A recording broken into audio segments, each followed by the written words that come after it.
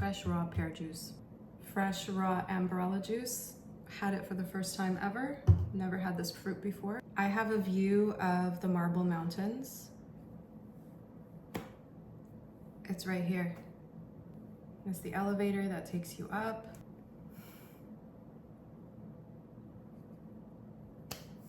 Indescribable. Indescribable. I just wanted to sit down and journal some thoughts because I just had a very interesting interaction, and right away I feel I have to document this. I have to journal this because all these synchronicities and interesting experiences, interesting, meaningful things that happen, very spiritual experiences. I don't think I can find the words to describe how it actually feels, but I can at least journal it and express to the best of my ability what my experience is like. So the interesting experience that I just had, I went downstairs because my juice order was about to arrive. After I got downstairs, I noticed that the door was open and the gate was open. I was like, oh, there must be somebody down here. And yes, there was a woman standing outside the gate. She was picking up her food. We greeted each other and she turned around and she asked, US? Are you from the US? I said, yes. How about you? She said, yeah, North Carolina. And then I said, I lived in North Carolina for about a year. And immediately she lit up and she was like, oh, really? Oh, okay. And I said, I'm from New Jersey, but I lived in North Carolina for a year. Immediately she goes, I went to school in New Jersey. I was like, what?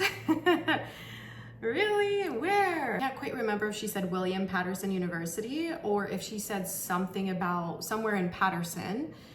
Either way, that's right near where I've lived, where I grew up, where I was born. It's right there, right in the area. And so I mentioned that, and then she was like, what? And she said, now I'm traveling the world.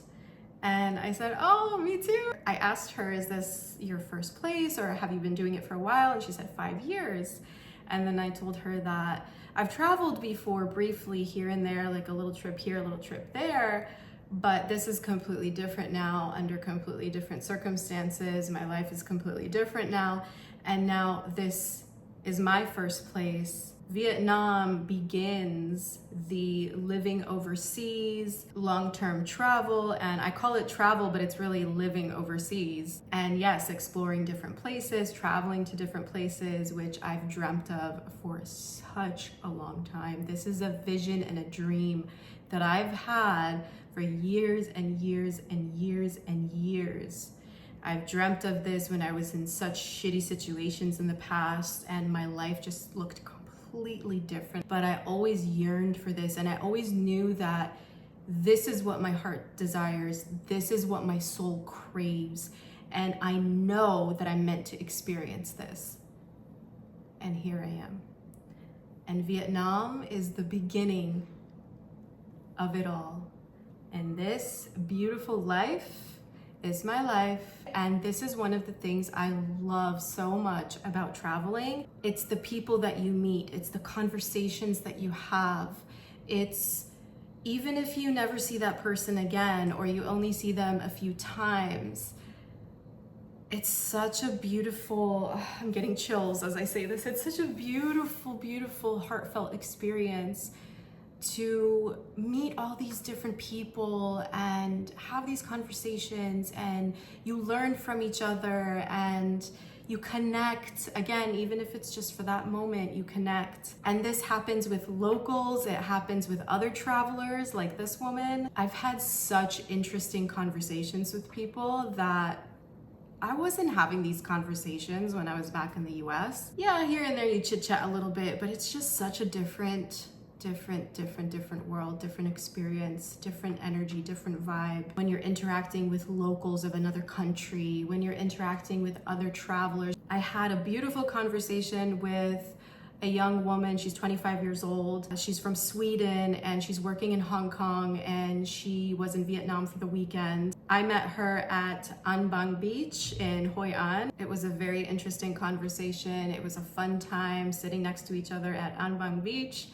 And that's it. Off she goes. And I mean, I don't want to say I'm never going to see her again, because the world is pretty wild in that way, in a great way, in the sense that you'll bump into somebody that you bumped into 2 years ago in Taiwan, and now you're bumping into them in Greece. You know, this type of stuff does happen, but I may never see her again. And that's it. That was our interaction, and it was a beautiful interaction. So back to what I was saying about these synchronicities and interesting occurrences and very spiritual occurrences, like the Lady Buddha statue that they just put here facing me, facing the windows to my apartment, when it was over there with her back turned.